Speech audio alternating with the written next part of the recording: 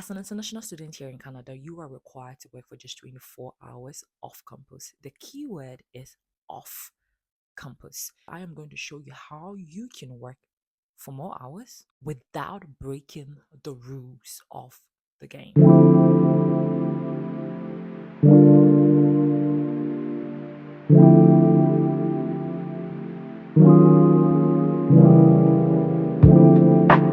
When we arrive here in Canada, I mean, the culture is everybody prints out his or her resume, then we start, taking them out to different companies that we see around our neighborhood, start asking people to help us find a job. We're on Indeed, we are on all the job banks, wherever you can submit your resume, you are there submitting it. But we always forget that one thing that is always close to us, that is easier to get in. That is a job on campus.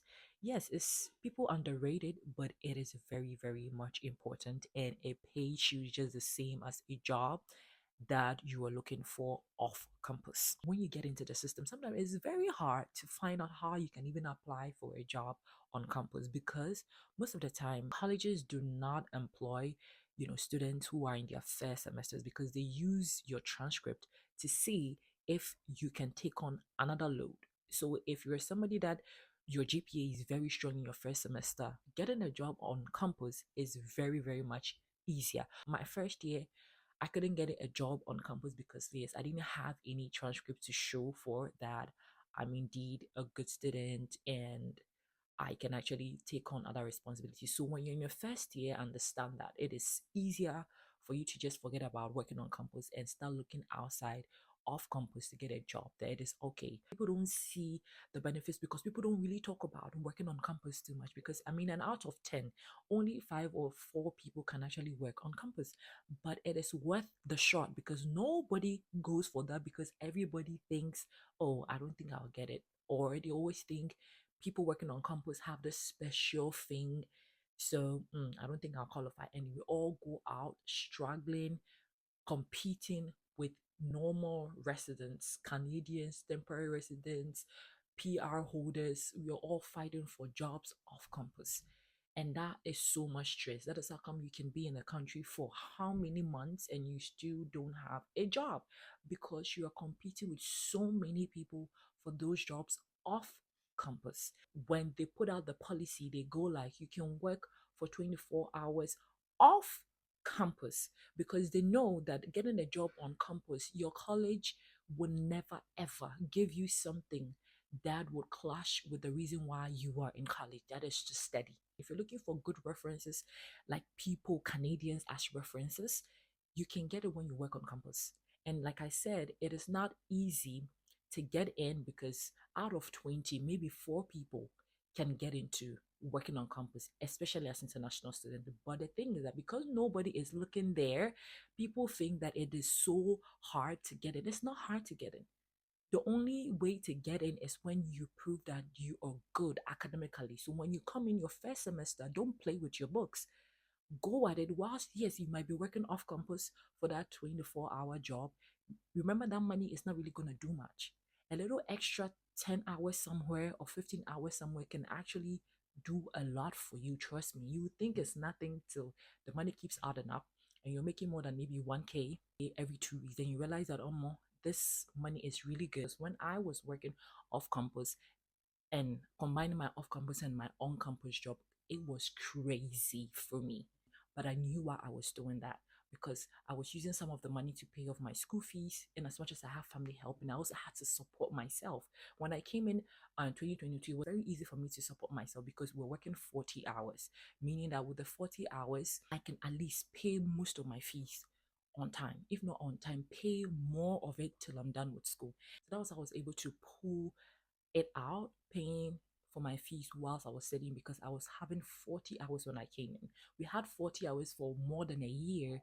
Then it was switched back to 20 hours. Then later they added the 4 hours. Then now it became 24 hours. So my first year in here, I didn't experience that working for just 20 hours. I feel like that is what also helped me a lot. And I didn't have school in summer.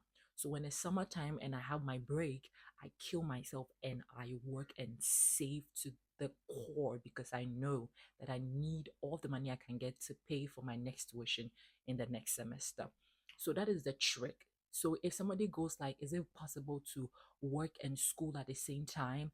Well, for now, I wouldn't advise anybody to do it, but if you are looking to have more hours of work, yes, you can maintain that 24 hours off campus. But if you're looking for extra hours to add up to without breaking the law, look for a job that is on campus. Government knows that your college, your institution that you're schooling in will never, ever, ever employ you and give you so much hours if it's going to affect your studies. Those are the unspoken rules. That is something that nobody would tell you, but you have to be in the system to understand that. So these are the things that you need to look out for when you are in the system. Everybody's journey is different.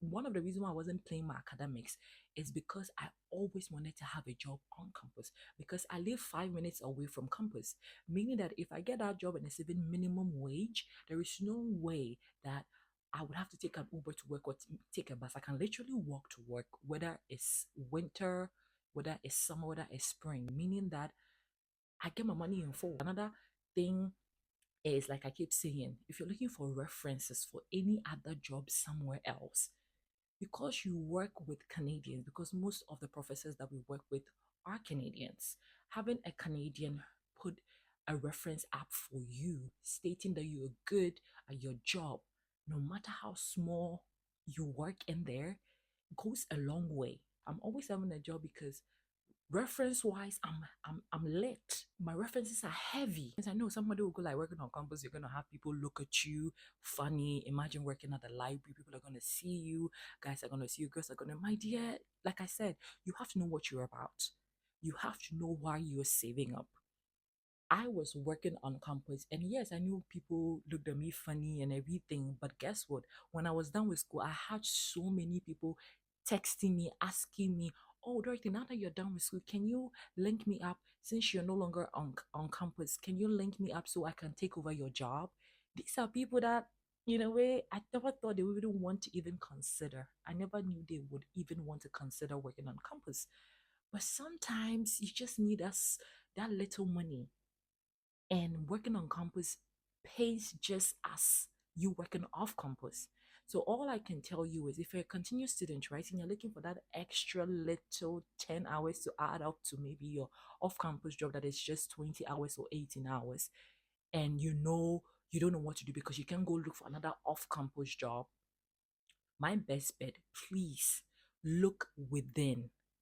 Look within because nobody else is. A lot of people aren't. So once you look within, trust me, and your academics are good and you start applying, even if you have to go ask questions, you can equally go to the library, ask whoever is there, please, I'm looking for a job here. Where do I go if I want to work at the library? Somebody will point you in the right direction. Maybe not for that particular semester, but getting that information would help you know how you're going to plan for your next semester. I mean, if you are still a continuing student and you'll still be here next semester. Do you know what I'm saying? If you want to be a tutor, if you want to work as a peer mentor, whatever thing that you see people, students doing as work on campus and you don't know much about and you want to know the genesis of it, ask. Ask and don't be shy. I was having 13 hours on campus. With the 13 hours, 5 hours out of it, I was just a tutor. I go tutor for just 3 hours for 2 days, and the rest I work at the library. Sometimes I close at 11 p.m. Mostly when it comes to on-campus jobs, right? They give you the hours with your school timetable in mind. So most of the time when you apply for the job and you get it on campus, they ask you, can I have your school timetable? So they use that school timetable to find a way to fit you in. So there is nothing like you're going to have a clash. No, if there's going to be a clash, they'll put somebody else there. You are good. There is that flexible. But the thing is that you need to have that time management skills. So sometimes I go for my tutoring job early in the morning, sometimes from 10 to 12, and I know I have a class at 2. From 10 to 12, teaching people, assisting people with the academics and everything, where the assignments can be so hectic that after 12, all you want to do is sleep. But no, girl, you know you have a class at 2 to 5. You have to go. You gotta go. With my off campus job, I work on Saturdays and Sundays, 11 to 7 p.m., meaning that if I have any assignment for the weekend, I still have to find a way to do it. From Monday to Sunday, I am busy doing something or the next. It's either I'm in school, I am on the campus working, or I'm off campus working. And it paid off because I was able to finish paying off my school fees on time so I can graduate. So it is not for the faint, but it is very, very, very possible for you to get more than 24 hours of work. Not off campus, but off work, period. You do your 19 or your 20 or 24 hours off campus, then you do like 10 or 15 hours on campus. Because as a student, trust me, the only thing you need is money. When you have money, you're okay. Paying little bills here and there, you are okay. So look into it and let me know what you think. And if you are on here and you combine working off campus and on campus, how was your experiences like? For me, it was crazy, but I wouldn't trade it for anything else. And nobody taught me this. I had to learn the system to understand. I asked so many questions to get here. Now I'm done with school, and that is why I'm making this video. It is very, very possible you can work for more than 24 hours in a week, but but you have to do what you have to do. Stick to the rules, do 24 off campus, and get a job on campus. Getting a job on campus, it's not that difficult, but it's not that easy as well. Your academics need to be solid. Your GPA gotta be, if you want to be singled out and go like, oh, I need this girl, I need this boy. Can we schedule an interview with this person? You can be mid and still get a job, but if you really want to be picked, your GPA has to be to the roof. And trust me, you can have a job on campus throughout your life in college and you will be so okay. And through that, you get to meet so many people. It is so easy to also come back to school and work in that school as a full-time worker because you have history of working in school. So it really, really has its perks. And people always rule that part out of it because everybody is looking on the outside. Nobody is looking on the inside. So there you go. I hope this video really helps you and it gets you thinking if you are a continuous student here in Canada and you're looking for extra hours of work. My name once again is Dorothy. See you in my next video. Bye.